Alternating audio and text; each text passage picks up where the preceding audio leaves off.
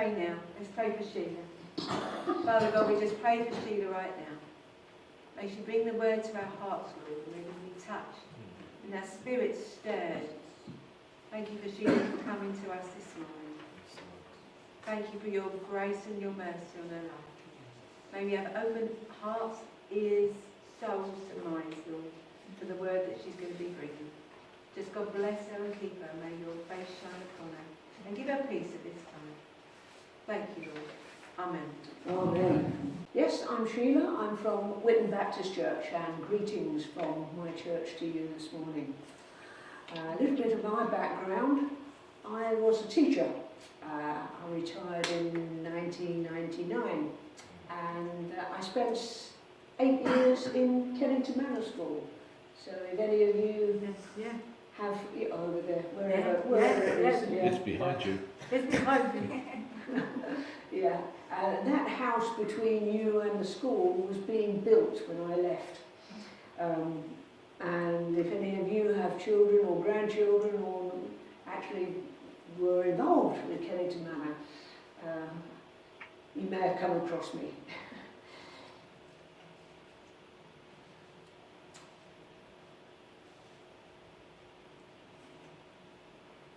Oh, it's just called the sermon. Okay, right. My title is Life's Little Hiccups. Abraham was an old man, a very old man, and his wife was an old lady, a very old lady. In fact, they were both about to celebrate their 100th birthdays. They were happily married, childless but content. They had their routines. Life was good. There was no problems. When suddenly 3 strangers appeared and said to them, "You're going to have a baby." And from that moment on, life was never going to be the same again. And there's a young boy named David. He's a shepherd. His dad's a shepherd. His grandfather was a shepherd. Looking after sheep is in the blood. It's what you do. One day he's asked to take some food to his brothers. They're conscripted in the army. And by the end of the day, he's killed a giant. He's stopped a war, and he's just become friends with the king. From now on, life for David is never going to be the same again. Let's move into the New Testament. There's a teenage girl named Mary. She's engaged to be married. She's looking forward to it. She's looking forward to having a husband and looking after a home, maybe raising a family. It's what is expected of girls of her age. And then suddenly an angel appears and says, "You're going to have a baby." But this is not going to be just any old baby. This is the Son of God. This is going to be the Messiah. For Mary, life wasn't going to be the same again. Fast forward to Acts of the Apostles, and there's a bounty hunter named Saul. He's on a mission to wipe out this newfangled Christian sect which is undermining the Jewish faith. He's on the Damascus Road with papers of authority, and he's looking forward to becoming the person who saves and restores the Jewish faith. And suddenly, Jesus appears in front of him and tells him, "You're not going to wipe out Christianity. You are going to spread it across the world." For Paul, life was never going to be the same again. Now in the book of Jeremiah we read, "For I know the plans I have for you, declares the Lord, plans to prosper you and not to harm you, plans to give you hope and a future." And I doubt that any of those people ever expected their life to turn out the way it did. Likewise, the disciples. Matthew, the tax collector, there he is, sitting in his tax collecting booth, minding his own business, when suddenly Jesus walks by and says, "Follow me." And then there's 4 fishermen mending their nets, and Jesus walks by and says, "Follow me, and I'll make you fishers of men." Countless stories of people with plans, probably much like our own. Work, family, security for the future.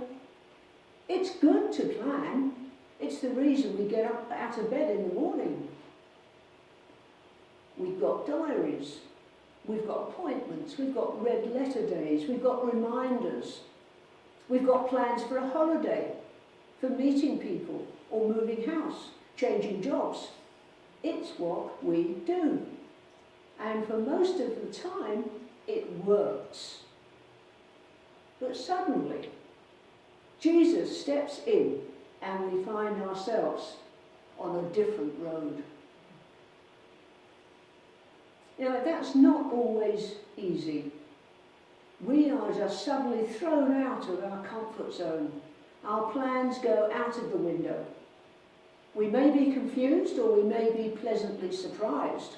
But if we trust the Lord, we know that we are going to prosper and not be harmed. In Ephesians chapter 1 we read, "Before the world was made, God chose me." God had our life plan already drawn up, ready to go live whilst we were still in the womb. That's an amazing concept. But then again, our God is an amazing God. In hindsight, we can see where God's plan was working in our life, although at times we may have been unaware of it. My plan to go to Teachers Training College was radically altered.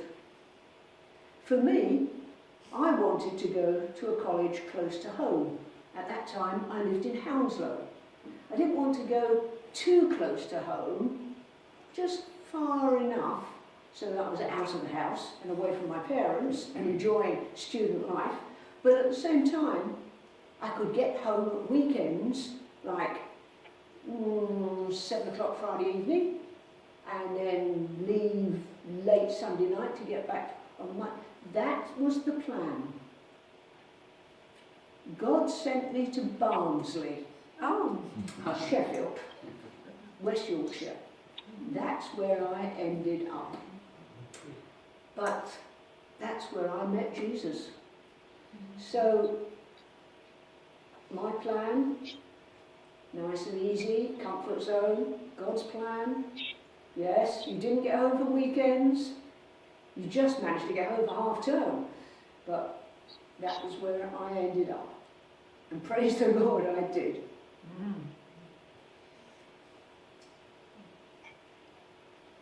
For me, after I'd met Jesus there, although, yes, I met him, but I didn't really know what to do with him, life was never going to be the same again. You see, God reveals himself to us in many, many different ways. For Abraham, he was approached by strangers, and it was just a casual chat and a message. For David, it was a particular situation. For Mary, God actually sent an angel. And for Paul, well, Jesus actually stepped forward and spoke to him himself. Yeah, how many times have you been in conversation with someone that you've just met, or you don't know them very well, and something said makes you sit up and take notice. It was just a throwaway line from a school friend that made me go towards teaching. I had no idea what I wanted to do when I was at leaving age at school. I threw a few ideas into the air, but I wasn't really bothered. I didn't know. And my friend, who had just secured an apprenticeship at Unilever in those days, said to me, "You should be a teacher." Yeah, okay. Throw it into the mix, yeah. So I applied and, yeah, 15 years on I was teaching. You know, it could be in that conversation there's an offer of a job or an answer to a financial problem you've got, or maybe it's a contact to make. Whatever it is, in hindsight, you suddenly realise that that was Jesus stepping in and taking you on a new journey. And of course it works the other way as well. You may be the stranger who puts somebody else on a different road. You may be the stranger that gives the message. Something you say in conversation, no matter how insignificant you think it was, that may be the trigger that sets someone on their new journey with the Lord. When I was youth leader at Whitton Baptist, the young people who attended there were mainly connected to the church anyway, through their families or from the brigades. Now we'd meet to socialise and play silly games and loud music, or just hang out. But we'd always finish with an epilogue. And apparently one that I gave sent a teenage girl on the journey that led her to become the Girls' Brigade captain when she grew up. And I've got no idea what I said, but she remembers. She reminded me some 50 years later of what I had said that night. But it's not always words that lead us in a different direction. Like David, he found himself in a situation that brought about the changes to his life that he could never have dreamt of. Where did you meet Jesus? Was it in church or on the high street? Samuel heard the voice of God while in bed. Moses climbed a mountain. Elijah was in a cave. Jesus comes to wherever we are.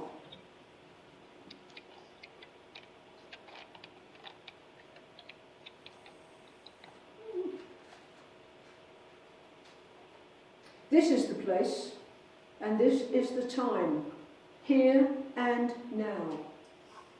God waits to break into our experience, to change our minds, to change our lives, to change our ways, to make us see the world and the whole of life in a new light, to fill us with hope, joy and certainty for the future. This is the place, as are all places. This is the time, as are all times, here and now. Now for me, it was at college in December 1967. I'd been press-ganged into carol singing by a friend. It was the end of term, and it was the end of term tradition that the third-year students went around the college close to midnight singing carols. Well, that year they were obviously very short of singers, and the first-year students had been press-ganged to join them. As we moved up the back stairs to where the acoustics were, out of this world, they were amazing in this particular spot. We began to sing, "O Come All Ye Faithful." And it was there and then that Jesus said to me, "You know, this is all true, don't you? You know, it all really did happen." And I began a journey that I had never, ever thought of. In Matthew 25, we read, "I was hungry, and you fed me, thirsty, and you gave me a drink. I was a stranger, and you received me in your homes. Naked, and you clothed me. I was sick, and you took care of me. In prison, and you visited me. So let's use situations. Let's invite people to carol services. It worked for me. Invite them to your church events. Ask them round for coffee. Go and visit. Go and volunteer. Just get out there and meet people. Don't preach. Just let Jesus take control of the situation. You may never see the results, but you may have planted the seed that will grow elsewhere. It's sometimes necessary that God has to be more direct and send an angel, or at least someone with his authority. Listen for God's voice through the hymns, through the scripture, through sermons, or moments that stir your heart. If he calls you out of your comfort zone, go. Just trust him. Like Mary, we are called to trust and obey. And even without our wings or a dog collar, each of us can point others towards him through word, action, and testimony. Now, I'm sure we've all heard the word of God, but have we always listened for the word of God and what he's saying to us as an individual? Like the parable of the sower. The seed landed everywhere, but only when it fell on the fertile earth did it grow. Now there's a hymn titled, "Be Still, for the presence of the Lord is moving in this place." And the key word here is still, as when we come to worship, we may have a mind full of busyness and anxiety. And that's when our concentration is not focused on Jesus. And if he's got a message for you, the chances are you're not going to hear it. So he's going to have to raise his voice so that you can hear him. It's not always a still, small voice of calm. So when the hymns and the sermons just pass over our heads, Jesus has to step in and say, "Listen, that's a message for you. Do something about it." At one time, I was asked if I'd assist in coaching the Deaf GB badminton squad. It meant an occasional weekend away in Suffolk, or more frequently if there was a competition coming up. I was excited at the prospect of wearing a GB tracksuit, but I was also apprehensive as it would mean missing too many church services, too many Sundays. One Sunday I was mulling this over during the service. In other words, I wasn't really paying too much attention. I was sort of caught up in thinking, shall I, shan't I, shall I, shan't I? When something from the sermon leapt out at me, and it was as though it was a message just for me from him. If anyone wants to come with me, he must forget self, take up the cross and follow me. And I just sat there and I thought, message received and understood, Jesus, thank you. Consequently, I did not coach the GB Deaf team. On that first Easter Sunday, Mary didn't recognise Jesus until he called her by name. On the road to Emmaus, the two followers of Jesus didn't recognise Jesus until he broke the bread. Each knew Jesus, but didn't know who he really was until he revealed himself to them. When Paul met Jesus, he had to ask, "Who are you?" And Jesus replied, "I am Jesus, who you persecute." Paul had never met Jesus, he'd only ever heard about him. And today there are many people who know a lot about Jesus, but don't actually know him. For example, we all know about Admiral Nelson in the Battle of Trafalgar, but we have no personal, intimate knowledge of him or the events. You may know the people here today. You would recognise them out in the street. But do you really know them? Sadly, sometimes it's only at funerals that we hear about the real person. And we go away thinking, I never knew that. So when Jesus steps in and calls us by name, he becomes a real person whom we can call friend. And we get to know who he is, not what he was. It seems that God is saying to himself, look, I sent strangers to talk. I set up special occasions and situations. I've even sent an angel. So it looks like there's only one thing left to do. I'll send Jesus. And that's what God did. Not only through the Bible, where he appointed prophets and apostles to deliver the message, not only through years in the wilderness and the wars that changed the history of God's chosen people, not only through visitations from angels announcing the birth of Jesus, but through Jesus revealing himself to each of us and all peoples. Sometimes our lives will change overnight. Perhaps the loss of a loved one, loss of your job, or a serious accident. You wake up in the morning and then your life is not the same as it was yesterday. But there are other times when God's plan unfolds over time. It's as if he's given us breathing space. But we can be sure that when Jesus steps in and says, stop what you're doing, change your plan, we can be certain that a new chapter in our lives is about to open and life will never be the same again. I'd like to finish with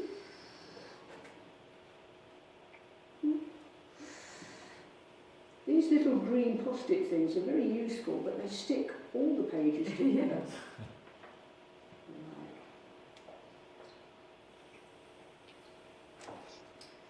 This is one of the hymns that you may know, but I think it fits in very well here. And in fact, it came to me at 7:15 this morning. Now, you may think that things are planned when the person stands up here, but not always. I thought I was planned at bedtime last night, but 7:15 this morning, this happened. Father, although I cannot see the future you have planned, and though the path is sometimes dark and hard to understand, yet give me faith through joy and pain to trace your loving hand. When I recall that in the past your promises have stood through each perplexing circumstance and every changing mood, I rest content that all things work together for my good. And so whatever the future brings of good or seeming ill, I ask for strength to follow you and grace to trust you still. And I would look for no reward except to do your will. Amen. Thank you, Sheila. There was supposed to be a psalm read out, reading before Acts 9:19 before you started. Yeah, it should have been before the sermon, but I think we should just do it now. Meanwhile, Saul was still breathing out murderous threats against the Lord's disciples. He went to the high priest and asked him for letters to the synagogues in Damascus so that if he found any there who belonged to the way, whether men or women, he might take them as prisoners to Jerusalem. As he neared Damascus on his journey, suddenly a light from heaven flashed around him. He fell to the ground and heard a voice say to him, "Saul, Saul, why do you persecute me?" "Who are you, Lord?" Saul asked. "I am Jesus, whom you are persecuting," he replied. "Now get up and go into the city, and you will be told what you must do." The men travelling with Saul stood there speechless. They heard the sound but didn't see anyone. Saul got up from the ground, but when he opened his eyes he could see nothing. So they led him by the hand into Damascus. For 3 days he was blind and did not eat or drink anything. Amen. So that brings it all in together. You know, he was blind, but then he saw, and it was Jesus he met. What a privilege to meet Jesus. On a road, in bed, or in Tesco's. That's where I met Jesus, was in Tesco's. And you work there now, don't you? Part-time. Yeah. So you can meet him anywhere, you can meet him anywhere. Anywhere. So that's how I college. that's how I got here. Tesco's, meeting Hillary. So thank you very much, Sheila. God bless you. We're going to sing the song, so yeah, give her a clap. Yeah, we want to give you a clap. Thank you, Sheila, for sharing.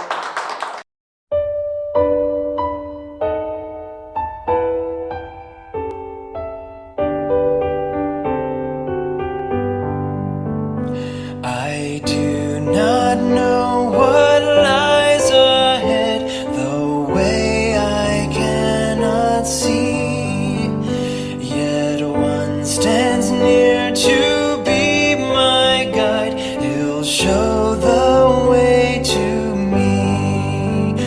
I know who holds the future, and he'll guide me with his hand. With God, things don't just happen. Everything by him is planned. So as I face tomorrow, with its problems large and small, I'll trust the God of miracles, give to him my all.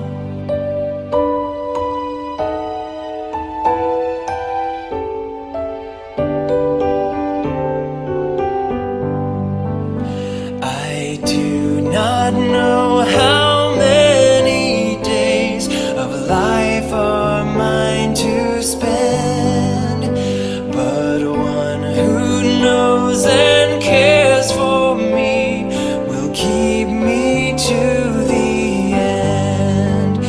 I know who holds the future, and he'll guide me with his hand.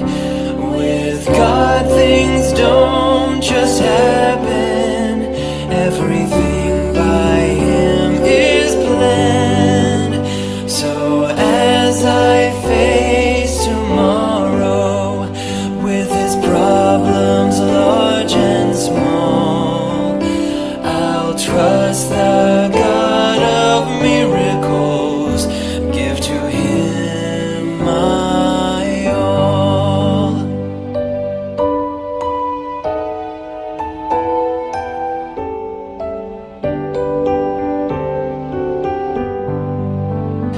I do not know the course ahead, what joys and griefs are there, but one is near who fully knows. I'll trust his loving care. I know who holds the future, and he'll guide me with his hand. With God, things don't just happen. Everything by him is planned.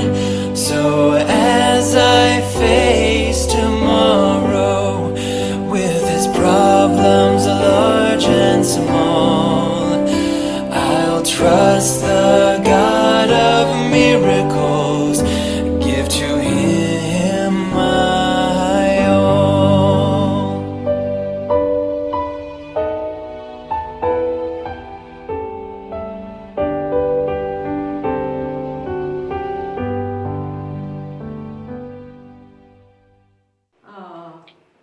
want to cry. Sorry. That makes me want to cry, how beautiful those words are. Could I just interrupt there? At the end of my bit, I was going to lead you in prayer. And the prayer I was going to give was taken from a hymn book. And this was given to me at 10 to 10 this morning, 10 minutes before Nigel came and collected me. And this was the prayer. I do not know what lies ahead, the way I cannot see, but one stands close to be my guide, will show the way to me. I did not know. I did not know. Mr. Home. Thank you for joining us today. We hope that you found that sermon helpful and would like to join us again on another Sunday. In the meantime, you'll find resources available at our website, on YouTube, so please do take the opportunity to have a look, but let's hope to see you soon. God bless you.